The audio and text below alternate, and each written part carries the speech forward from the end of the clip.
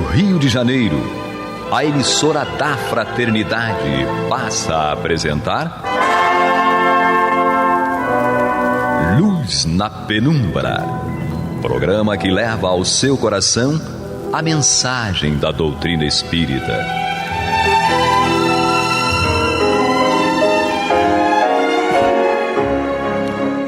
E com vocês, André Afonso Monteiro, para o estudo do livro A Gênese, da obra codificada por Allan Kardec. Olá, amigo ouvinte internauta da Rádio Rio de Janeiro, a emissora da Fraternidade, programa Luz na Penumbra, estudo da obra A Gênese. Hoje aqui comigo, André Afonso Monteiro, Canrobé Bueno. Seja bem-vindo, Canrobé. Muito obrigado, bom dia, André, tudo bem? Tudo na paz, graças a Deus. E Isabel Nascimento, seja bem-vinda, Isabel. Muito obrigada, bom dia a todos que estão nos ouvindo, boa tarde, boa noite, a todo mundo que está ligado agora aqui na Rádio Rio de Janeiro. Muito bom. Amigos ouvintes, hoje é um dia especial para mim, alegre porque e triste ao mesmo tempo. E aí vocês vão perceber por que é alegre e triste. Triste porque eu estou me despedindo aqui momentaneamente do estudo da obra A Gênese, do programa Luz na Penumbra, por conta aí de compromissos outros, até aqui na Rádio Rio de Janeiro mesmo, e para que a gente possa continuar com essa dedicação, não deixando a qualidade do programa também, nós estamos transferindo, digamos assim, vai assumir aqui no nosso lugar o nosso Canrobé Bueno e a Isabel Nascimento. Eles, a partir de hoje, eles estarão aqui com vocês e recebam eles com todo carinho, de coração aberto, que eles vão transmitir esse ensino, esse estudo da obra A Gênese. Então, para nós, é uma alegria estar nessa transferência para o campo, que é uma pessoa muito querida nossa, para Isabel também, que a gente está conhecendo aqui hoje, mas a gente já começa a desenvolver esses laços de afinidade, e triste porque, momentaneamente, estaremos distantes do programa, distantes do ponto de vista físico, mas continuaremos ligados ainda por essa amizade, por esse carinho e por tudo que esse estudo e o programa Luz na Penumbra, a obra A Gênese, representou para nós. Então, seja bem-vindo, Can, que você possa, com a mesma alegria, com o mesmo empenho que você tem nos outros programas, nos outros compromissos na doutrina e na rádio, desenvolver esse estudo com os nossos ouvintes e internautas. Bom, André, antes de mais nada, o nosso obrigado a você, à direção da rádio, pela confiança depositada. É um desafio, chega em um tempo em que nos somos chamados a estudar realmente e vamos estar contribuindo para conosco e para com os ouvintes. Espero estar à altura de tudo que já foi desenvolvido por você e por todos aqueles que te antecederam nesse programa. É um programa de muita responsabilidade, porque congrega o Pentateuco em toda a sua análise, e a gente sabe que a gente vem aqui, na verdade, fazer a reflexão do nosso olhar, mas ela é só uma parte do todo. A gente espera que os nossos ouvintes, principal razão da Rádio Rio de Janeiro, e todos aqueles que também nos alcançam através da internet, das novas mídias, possam estar nos recebendo com o mesmo carinho que você e a direção da rádio estão nos propiciando agora, e, sobretudo, que estejamos abertos, você ouvinte, você internauta, em algum momento, isso é uma gravação, não temos um chat, mas os canais de comunicação da rádio ficam abertos para toda crítica, sugestão, e abertos aí para todas as colocações que queiram fazer quando começarmos a desenvolver esse estudo tão importante, que é o pensamento final de Kardec ali, né? A Gênese é isso quando aí, Kardec se coloca com toda a sua presteza, toda a sua experiência, toda a sua vivência da doutrina junto com os espíritos, e ele vem trazer de modo muito equilibrado, muito positivo, muito assentado, a Gênese, finalizando o Pentateuco, que para nós é um desafio, e aí ficamos mais uma vez gratos. Isabel. Bom, faço minhas palavras do Can, né? É uma alegria, né? Muito grande. Não vou negar a todos que dá um friozinho na barriga pela responsabilidade, né? De a partir de agora, compartilhar com vocês as nossas reflexões, né? Não temos a pretensão de estar ensinando nada, apenas estamos estudando junto com vocês. E aceito com muita humildade essa nova tarefa, E agradecendo essa oportunidade a você, André, a Rádio Rio de Janeiro, ao Can Robert, que também me chamou para estar aqui. E vamos lá, juntos construindo. E isso que o Can falou é muito importante. Apesar da gente não ter um chat, né, em tempo real, temos os canais da rádio em que vocês podem trocar ideias com a gente. Dentro do possível, a gente vai tentar refletir juntos, assim, alguma coisa que vocês tenham para trazer. Todo tipo de feedback vai ser muito importante para a gente. E é isso. Obrigada, André. Obrigada a todos que estão nos ouvindo. Obrigada a vocês que estão nos ouvindo pela paciência, que vão dispensar. Nos acolhendo, né? E nos acolhendo em suas casas, sobretudo nos acolhendo. Nas suas vidas pessoais, né? Só temos a agradecer. Eu vou só pedir um minutinho, desejando aqui ao André sucesso. Está assumindo um novo tempo na direção da Rádio Rio de Janeiro, contribuindo com essa rádio que toda a família pode ouvir. Na verdade, ela fica 24/7 no ar. E a gente sabe que a diretoria, que é toda ela voluntária, né, está despendendo do seu tempo, do seu conhecimento, de sua vontade, abrindo mão de família, de meio social, de trabalho, para poder estar aqui dando continuidade àquilo que Kardec disse que era o mais importante se quisesse fazer algo pela doutrina, divulgasse.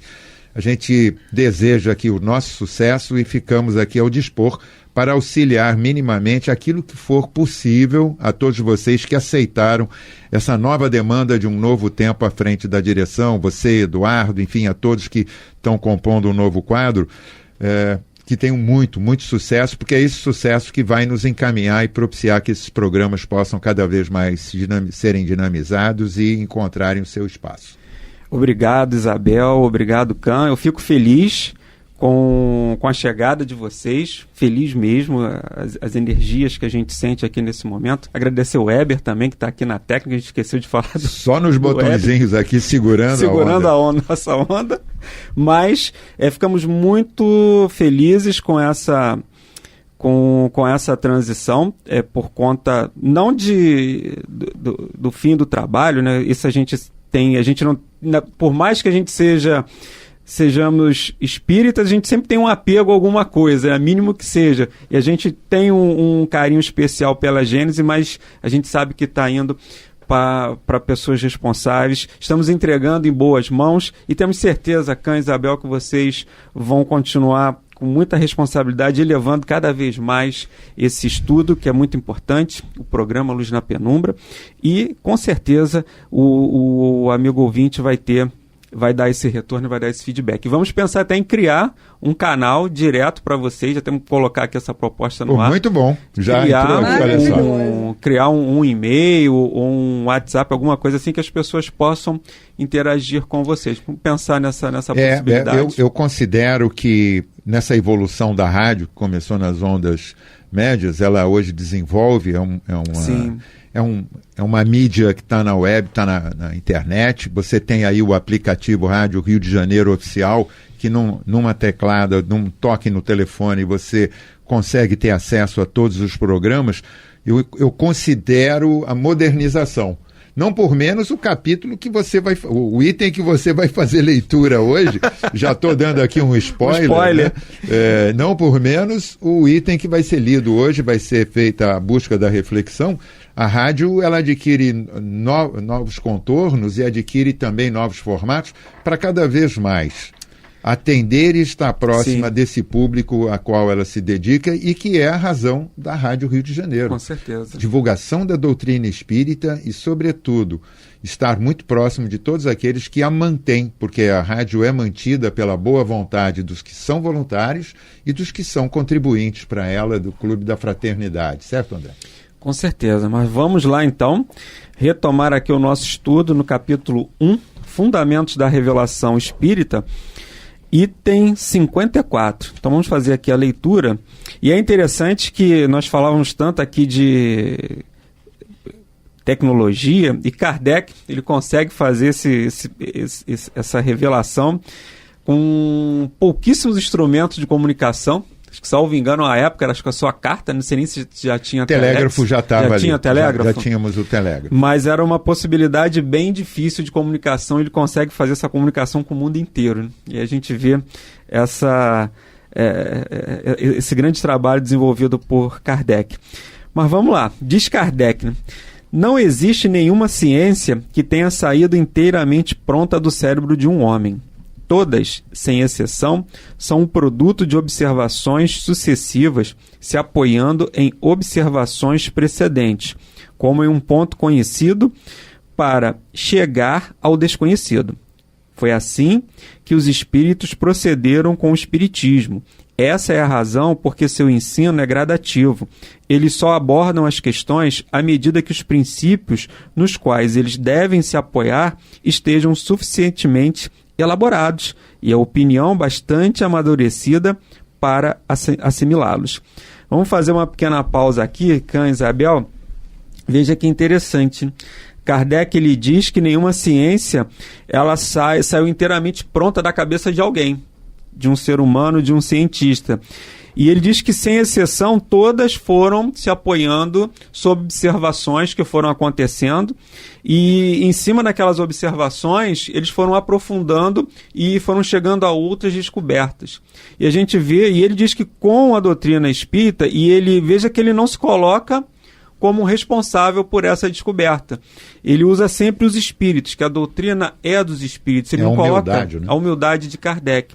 E a gente observa que com Kardec não foi diferente, porque ele é convidado lá para fazer aquelas mesas, assistir ao evento das mesas, e ele, peraí, tem um fenômeno inteligente aqui. E aí, então, ele começa a aprofundar aqueles estudos, ele já não tem a receita pronta, mas ele vai observando aqueles fenômenos e, à medida que ele observa aqueles fenômenos, ele vai tendo outras descobertas. Ele vai chegando a outras conclusões e a outras experimentações. E aí ele descobre a imortalidade da alma, do espírito, né? Lei de ação e reação, a lei de reencarnação, ou seja, uma série de outros princípios que decorrem da imortalidade da alma. Como ele diz aqui, primeiro tem um princípio básico, e a partir desse princípio básico, quando você assimila aquele princípio, os espíritos foram apresentando outras informações. Então, a gente chega à conclusão, e isso serve para nós também, que na medida que a gente vai amadurecendo um conhecimento, que a gente vai amadurecendo uma experiência, outras informações nos são chegadas. Até em relação às nossas provas e expiações também. À medida que a gente amadurece... Essa parte tem que conversar também, essa é difícil, né? Aí você vê o gancho que a gente pega, né, do ensino de Kardec. Você vê que, à medida que o espírito vai amadurecendo, outras informações vão chegando. Foi assim com a doutrina. À medida que aquela população, aquela sociedade naquela época estava amadurecida, que o próprio Kardec, é óbvio que a gente está falando de um espírito que já tinha... traz uma bagagem. Já traz. Ele já era, digamos assim, amadurecido. Não podemos esquecer um dos pilares da doutrina, que é o processo da reencarnação. Reconhecimento dessa melodia de amor do Pai Maior, que é a reencarnação. Nos permitir... Não que recomecemos no erro, mas que justamente possamos reconhecer as nossas experiências. Ele começa o texto falando em ciência, a experiência. Estou aqui ao nosso lado, doutora Isabel, também médica, e que a ciência para ela é uma base fundamental da sua vida. Quando você faz essa reflexão, André, e que coloca muito bem a posição de um Kardec humilde falando, mas que ao mesmo tempo já maduro, né? Já num processo de exteriorização de toda aquela experiência com esse grupo espiritual, me vem a lembrança da fala do Cristo, da terceira revelação, que ela só poderá chegar no tempo do amadurecimento, que é quando estiver.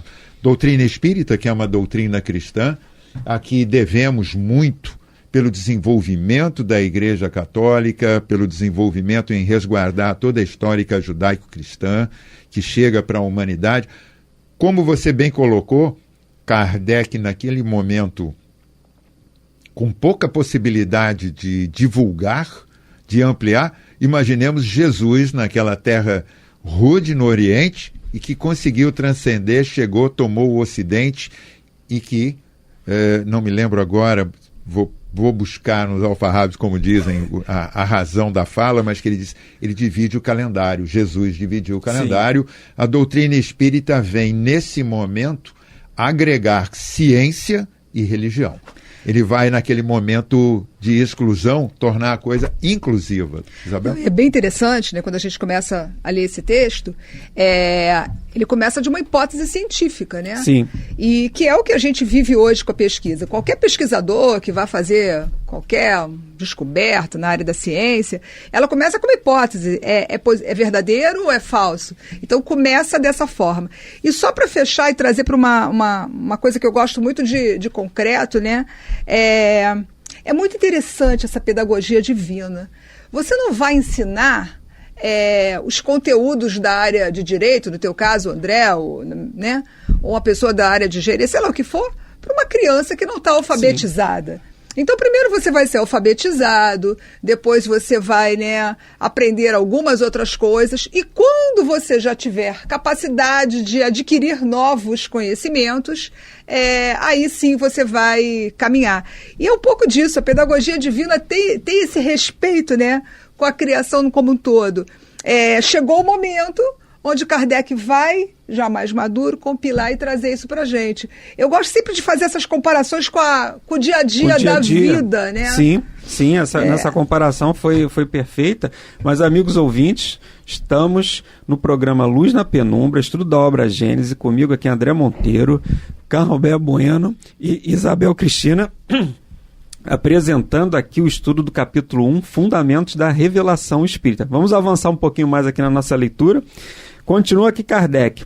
Observa-se que todas as vezes que os centros particulares quiseram abordar questões prematuras, só obtiveram respostas contraditórias, não concludentes. Quando, ao contrário, chega o momento favorável, o ensino é idêntico, na quase universalidade dos centros. Entretanto, o avanço do espiritismo e o das ciências há uma diferença capital. É que estas só atingiram o ponto a que chegaram após longos intervalos de tempo, enquanto que para o espiritismo foram suficientes alguns anos, se não para alcançar o ponto culminante, pelo menos para acumular um volume de observações bastante grande para formar uma doutrina.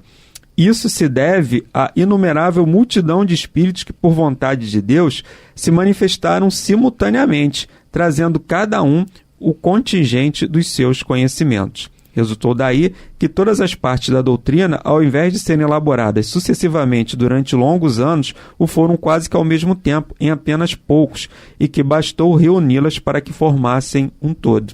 Então, só uma questão de tempo, Kardec...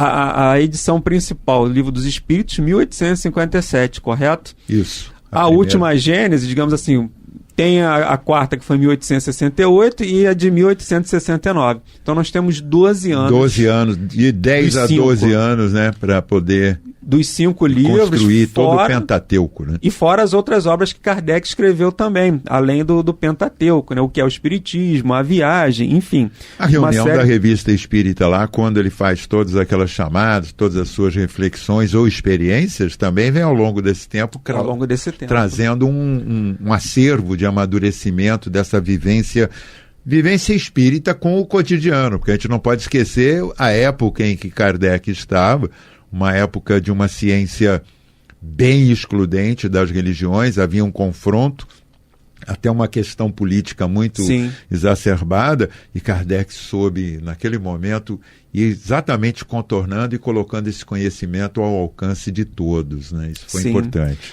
E você vê o controle universal que serve para a gente também, né? Que a questão de Kardec, ele não ficou exclusivo a um médium, a um grupo de médiuns ou a um grupo de espíritos. Você vê que ele reuniu as informações de todos os locais e comparou as informações. Testou, né? Como a Isabel falou aqui, faz aquela teoria da testagem e vai checando. Recebe a informação. E será que hoje a gente também não tem que fazer isso? Estou recebendo uma informação, vou checar essa informação, vou acolher essa ideia, essa informação como absoluta, ou vou confrontá-la com a razão, com a lógica, com o bom senso? Você colocou um fato que eu acho que é importante, Kardec antecipa, como em muitas coisas, exatamente esse momento em que vivemos na atualidade no planeta. Eu não estou falando de uma coisa local, não. Eu estou falando de um conjunto no planeta, que é a extraordinária possibilidade de acesso de informações. Se a gente considerar os últimos 10 anos, é absurdo.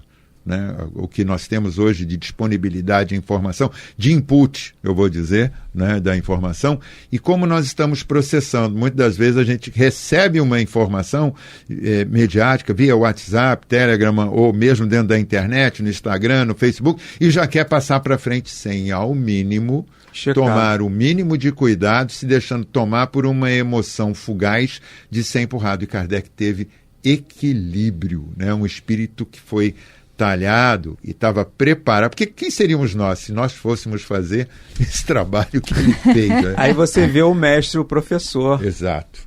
O mestre e o professor. Porque realmente, aí a gente vai fazendo uma conta, assim, para chegar... Quem será que Kardec, que nível de espírito era esse para poder ter uma missão dessa? O discernimento dele, né? O equilíbrio, e não podemos tirar aí a grande companheira, né?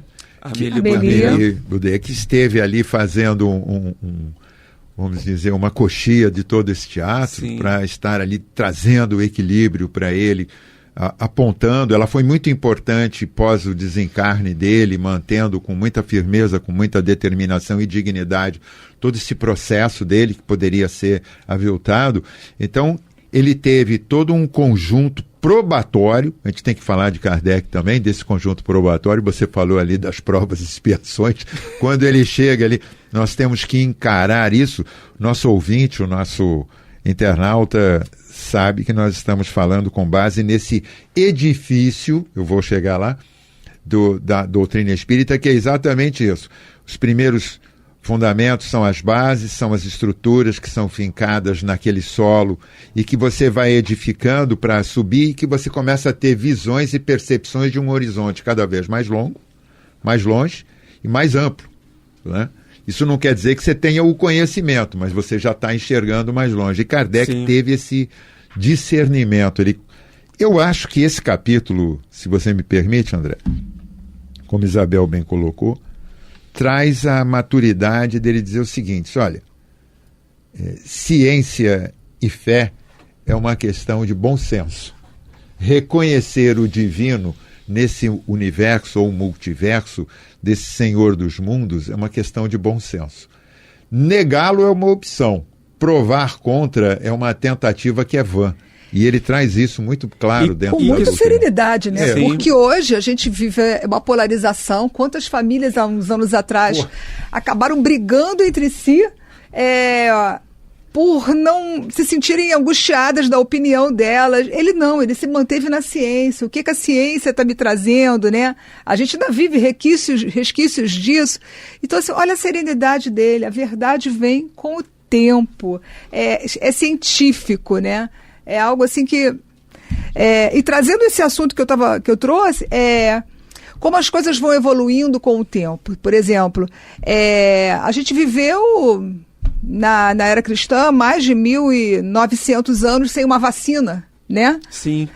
A penicilina, os antibióticos, quando começaram, já foi pela década de 1940. Tem histórias interessantes que não dá pra gente contar aqui, como é que começaram as vacinas. E como a gente, às vezes, fica angustiado por conta de achar que está sendo muito rápido o que a ciência está fazendo. Quando a humanidade está pronta, tudo vai fluir de uma forma diferente. O texto traz isso pra gente. Com certeza. E você vê que essa questão, ela foi realmente submetida, teve um contraditório muito grande. A doutrina espírita sofreu ataques, e esses ataques no livro que é o Espiritismo, até Kardec fala bastante sobre isso, né? Esses ataques, eles, na verdade, acabaram consolidando a doutrina. Sim. Primeiro, nós tínhamos as informações que partiam de diversos pontos. E depois foi sofrido o ataque. As contradições apresentadas, o contraditório, digamos assim. Mas esses contraditórios que, na verdade, eles solidificaram cada vez mais... O contraditório é um direito, inclusive. Sim. É um valor importante na construção da chamada verdade. É importante. E só para finalizar e te devolver para você encerrar junto com Isabel, a colocação de que Kardec, na verdade, quando chama aqui na sua ponderação, ele está chamando uma sociedade à evolução. É para você. Mexe com a sua cabeça, metanoia. Muda aí teu pensamento, porque fácil não é, mas não é impossível. Você estava comentando e vem na minha cabeça as obras de André Luiz. Quantas coisas que André Luiz trouxe para a gente em vários livros deles e que hoje a ciência, 40, 50 anos depois, fala: não é que é verdade? Então é isso aí. Amigos ouvintes, nós chegamos ao final do programa de hoje. Obrigado, Cam, pela sua presença. Obrigado pela participação. Obrigado, Isabel. Eu que agradeço aí a todos. E até a próxima semana, se Deus quiser. Muita paz. Você está ouvindo o programa Luz na Penumbra.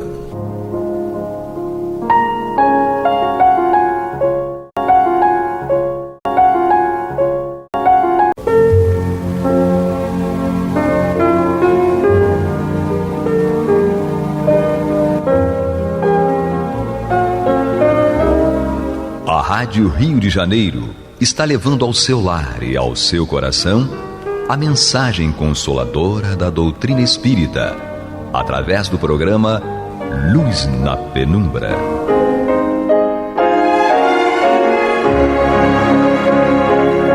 E agora com vocês, Nádia do Couto Vale, para comentar o céu e o inferno, ou a justiça divina segundo o Espiritismo, da obra codificada por Allan Kardec.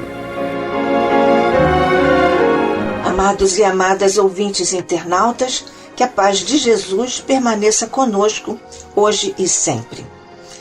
Estamos dando continuidade ao estudo desta obra, O Céu e o Inferno, ou a Justiça Divina segundo o Espiritismo, mas desta vez damos continuidade justamente reiniciando o estudo do nosso livro O Céu e o Inferno, ou a Justiça Divina segundo o Espiritismo. Por que sempre reiniciar o estudo de uma obra? Nós lembramos o filósofo Heráclito, aquele que disse que ninguém se banha 2 vezes no mesmo rio, porque nenhum dos dois é o mesmo. Isso porque nós estamos sempre em mudança. Heráclito é o filósofo da mudança. Portanto, o rio muda em uma fração de segundo para outra, e nós também. Mas então, como abordar, como iniciar um livro? A rigor, para termos certeza de que estamos abordando um livro que merece o nosso tempo, o nosso estudo, a nossa energia, a nossa atenção, evidentemente, nós precisamos verificar o nome do livro, o autor do livro, o tradutor, se for o caso, a editora. Se não for um livro a ser traduzido, então quem é o médium que recebe o livro, porque o autor é espiritual, e nesse caso o médium fica aqui no lugar do tradutor. E a editora, também importante nós avaliarmos quem edita o livro. Então, nós não vamos imediatamente à primeira linha do texto. Nós vamos ler o frontispício, vamos observar os dados bibliográficos, a edição, que número qual é o número da edição, qual é a tiragem, qual é o título do original do livro, quando é o caso, quem é o capista, quem fez a capa, quem tem qual é o registro na Biblioteca Nacional, o chamado ISBN, e os dados tipográficos. Tudo isso está contendo ou fazendo a apresentação da idoneidade da obra. E agora, em que campo de conhecimento se inscreve a obra que nós estamos estudando ou que vamos ler ou estudar? No caso, na codificação de Allan Kardec, que nós temos com a preciosidade de 5 livros básicos. O Livro dos Espíritos, o Livro dos Médiuns, nesta ordem, o Evangelho segundo o Espiritismo, o Céu e o Inferno, ou a Justiça Divina segundo o Espiritismo, e a Gênese. Além disso, o nosso querido codificador Allan Kardec fez também a Revista Espírita, obras póstumas e o que é o Espiritismo.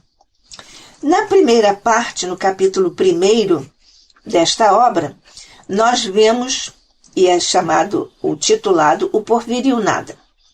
Em que campo? No campo da teologia espírita. Quais os temas dessa área da teologia? Nós temos Deus, vida e morte, o futuro e o nada, céu, inferno, anjos, demônios, purgatório. E, portanto, nós temos, além disso, temos também, do ponto de vista teológico, recompensas e castigos eternos, transitórios, a intervenção na vida, nos eventos, o bem, o mal, as religiões, justiça e injustiça, humana e divina, e assim subsequentemente. O plano da obra está contido em 2 partes, ou foi assim que Allan Kardec dividiu o conteúdo. Nos itens que vamos ver aqui, na primeira parte, o capítulo 1, os itens 1 e 2. O porvir e o nada. Encontramos pessoas e perguntamos: para onde você vai nas férias? Para onde você vai na festa de final de ano? Nós vemos que estamos aqui nesta vida como de férias. Na morte do ano, por exemplo, nós fazemos festa, vamos encontrar amigos, etc. E quando não é o ano que acaba, mas a nossa vida que se encerra e a de nossos amigos? Na verdade, nós temos os nossos afetos, os nossos familiares, os nossos amigos, também nesta contingência. Assim, Allan Kardec inicia esta obra, O Céu e o Inferno, ou a Justiça Divina, segundo o Espiritismo. Ele assim inicia este item. Vivemos, pensamos e operamos. Eis o que é positivo. É que morremos. E isso não é menos certo, afirma o codificador. Mas, deixando a Terra, para onde vamos? Que seremos nós após a morte do corpo físico? Estaremos melhor ou pior? Existiremos ou não? Ser ou não ser? Tal a alternativa. Mas para sempre? Ou para nunca mais? Ou tudo ou nada? Viveremos eternamente? Ou tudo se aniquilará de vez, completamente? É uma tese essa que se impõe, diz-nos o nosso querido codificador. Esse questionamento metafísico é próprio do ser humano. E Shakespeare, o grande escritor dramaturgo inglês, assim expressou esse questionamento. To be or not to be, nos lábios de Hamlet, ou seja, ser ou não ser, eis a questão. Kardec inicia o livro com essa frase: vivemos, pensamos e operamos. Eis o que é positivo. E que morremos não é menos certo. Nós vemos aqui que essa orientação ou esta ideia contida nestas primeiras frases, tudo isso é de cunho positivista. O positivismo faz as coisas ou pensa as coisas voltado para o que é concreto e pode ser reconhecido, e assim sucessivamente. Vivemos, pensamos e operamos. Mas e depois? Kardec nos diz: todo homem experimenta a necessidade de viver, de gozar, de amar e ser feliz. Vejamos então que é nosso instinto de sobrevivência, de conservação. Por isso, nós estudamos estas coisas em O Livro dos Espíritos, na terceira parte de O Livro dos Espíritos, justamente no capítulo 5º. em que nós estudamos, porque Kardec, inclusive, titulou o capítulo 5º de O Livro dos Espíritos, da Lei de Conservação. E isto está expresso ou estudado nas perguntas de 702 a 727. Por isto é que todo homem tem essa vontade, essa necessidade, essa inclinação irresistível para viver, para gozar, para amar, para ser feliz.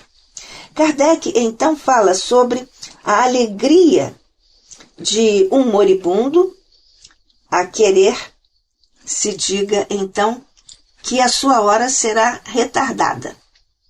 E esta é uma constatação por conta dessa coisa que sustenta o homem, que é o desejo da vida, a energia da vida. Por isso que um moribundo vai sempre querer que se diga que a sua hora será retardada. Mas de que servir, então, esse tipo de coisa?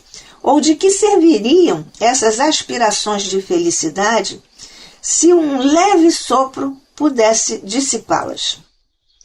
Haverá algo de mais desesperador do que esse pensamento da destruição absoluta?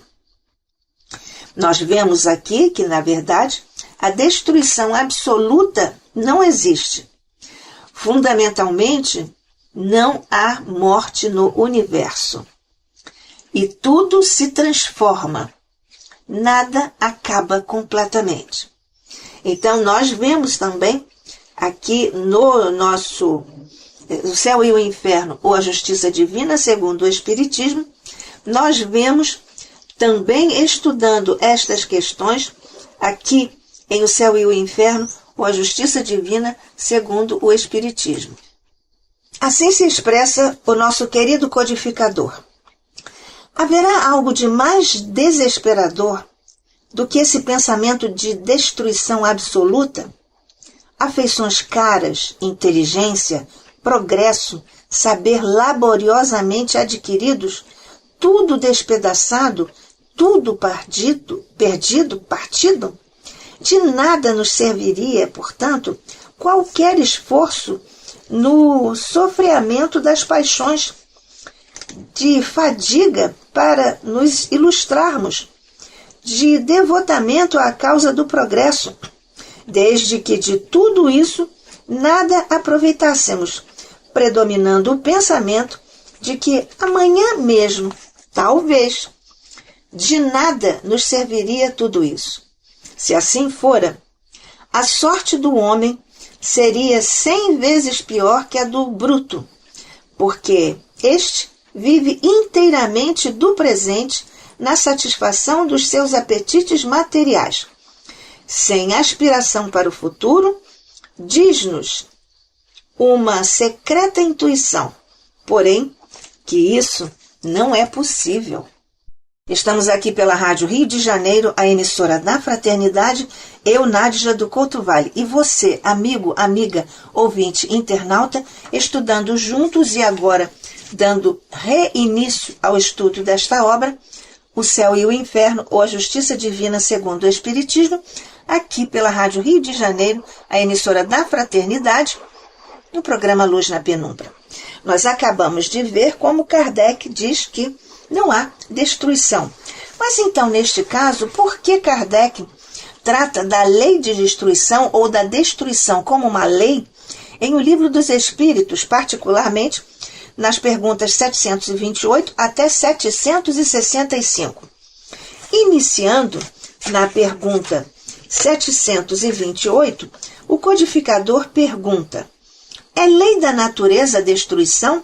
E os espíritos orientadores da humanidade respondem: preciso é que tudo se destrua para renascer e se regenerar. Porque o que chamais destruição não passa de uma transformação, que tem por fim a renovação e melhoria dos seres vivos.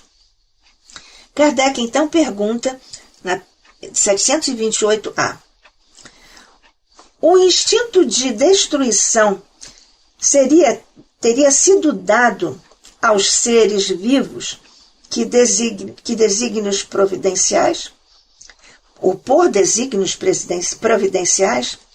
As criaturas, respondem os espíritos orientadores da humanidade.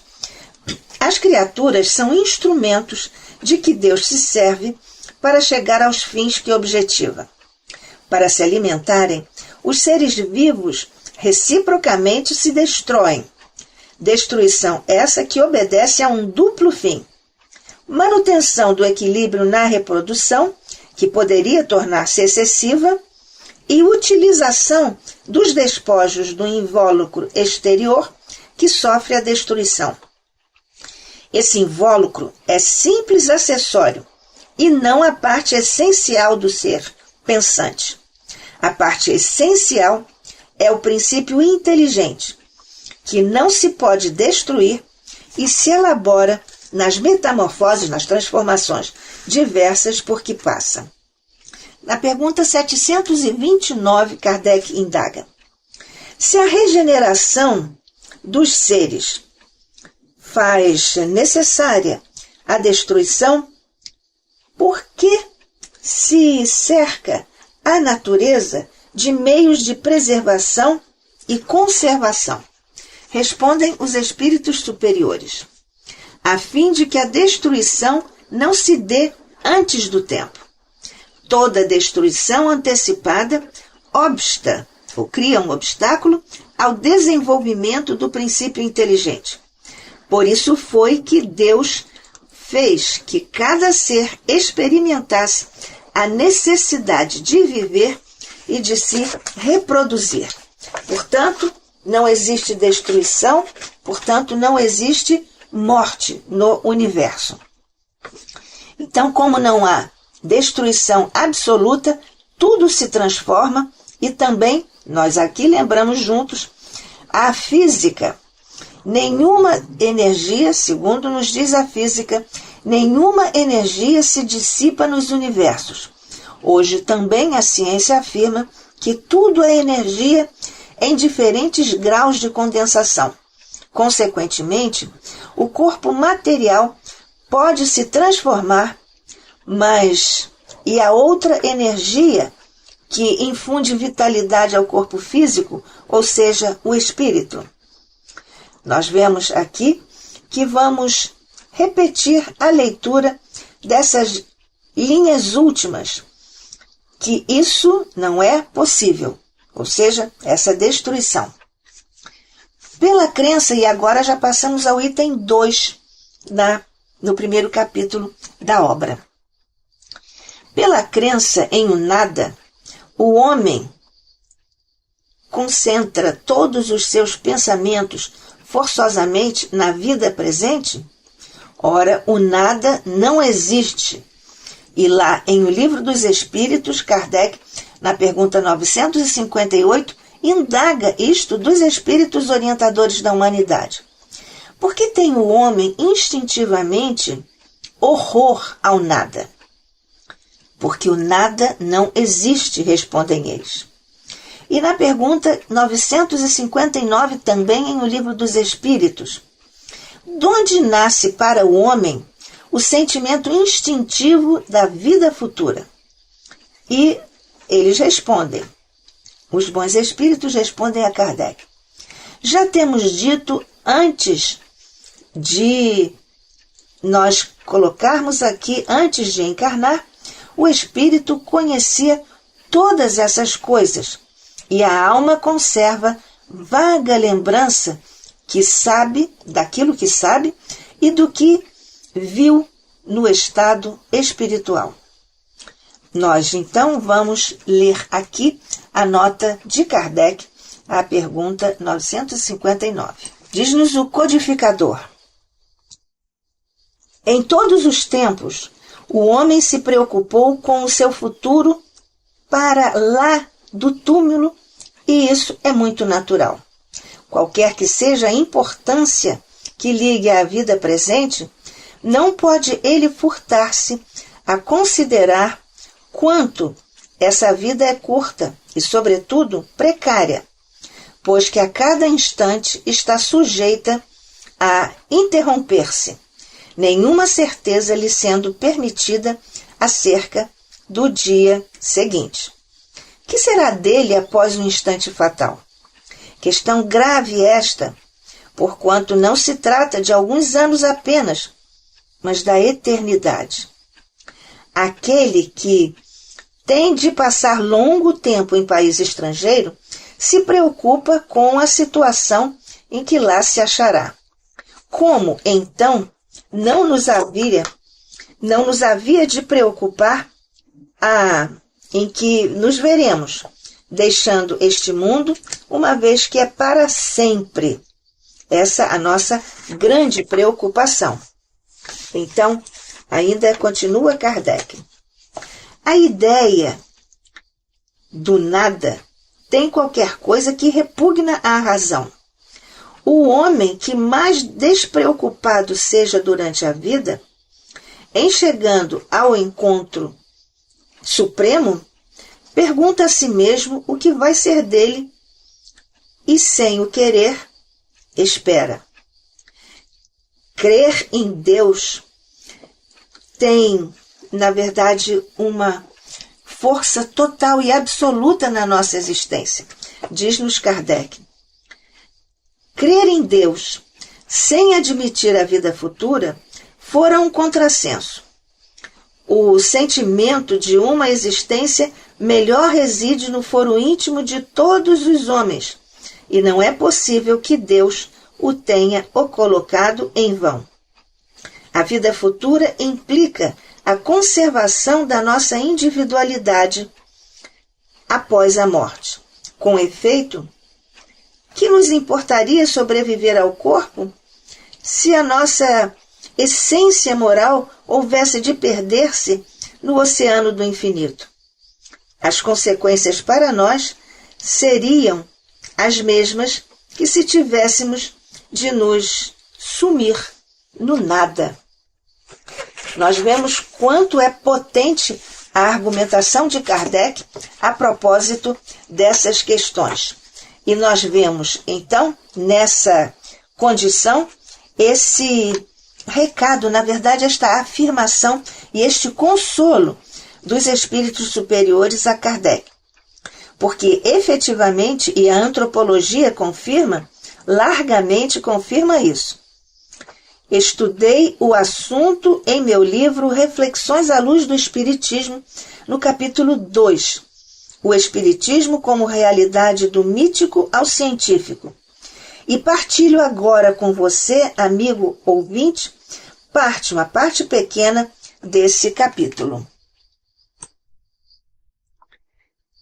Digo eu neste início do capítulo 2, o Espírito como realidade do mítico ao científico, em meu livro Reflexões à Luz do Espiritismo.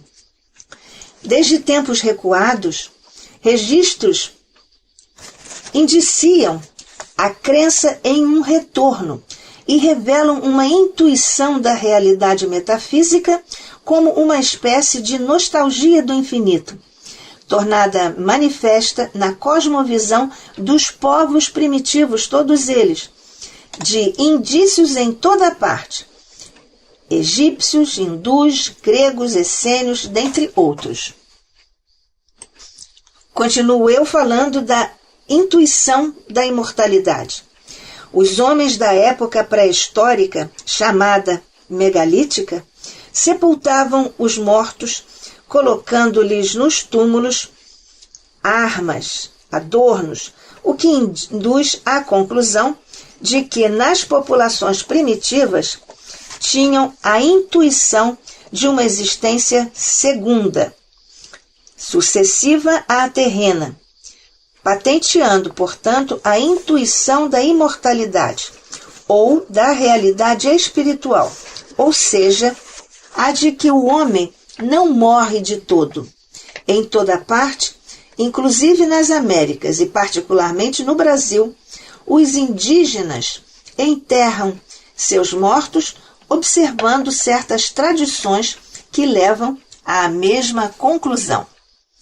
E é exatamente neste ponto, nesta crença, na vida futura, na consolação que todos encontramos de que o nada não existe, de que a vida estua pelo infinito dos espaços, sem parar, que todos nós espíritas temos esse elan, essa força, essa energia de continuarmos felizes como filhos de Deus, ao amparo de Jesus, o Cristo da Terra, na companhia de nossos amigos espirituais queridos. Tudo isso como providência de Deus, nosso Pai, para que sejamos um sucesso nas nossas encarnações. E daremos continuidade ao estudo desta obra que estamos reiniciando agora em nosso próximo encontro, aqui no programa Luz na Penumbra, na Rádio Rio de Janeiro, a emissora da Fraternidade. Que a paz de Jesus permaneça conosco hoje e sempre. Que assim seja.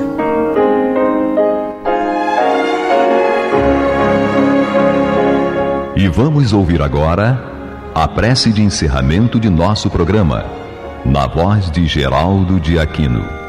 Jesus, dá-nos coragem para a luta, piedade para os insultos e misericórdia para as injustiças e ingratidões. Limpa nossa alma de inveja e ambições mesquinhas, de ódio e de vingança o nosso caminho. E que dentro em pouco, ao recolher-nos de novo ao calor do nosso leito, para que o sono nos dê a paz e o esquecimento das tristezas humanas, possamos sentir, Senhor, no mais íntimo de nosso ser, a doçura indefinível do Teu amor e a grandeza incomparável da Tua divina presença. Que assim seja.